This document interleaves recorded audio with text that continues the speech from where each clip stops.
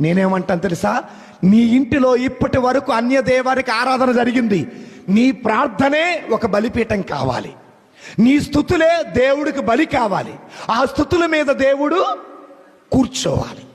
నేను మరల చెబుతున్నా, నీ ప్రార్థనే దేవునికి ఒక బలిపీఠము కావాలి. ఆ బలిపీఠం మీద స్తుతులతో దేవునికి బలిని, స్తుతి యాగ బలిని దేవుడికి అర్పించాల. ఆ స్తుతులపై దేవుడు ఆసీనుడు కావాలి. దేవుని స్తోత్రం. హల్లెలూయా, హల్లెలూయా, హల్లెలూయా, హల్లెలూయా. కాబట్టి నీ ఇల్లు ఒక దేవాలయం కావాలి. ఆ ఇంటిలో ప్రార్థన అనే పీఠాన్ని కట్టాలి. ఆ ప్రార్థన అనే పీఠముపై స్తుతి అనే బలిని అర్పించాలా.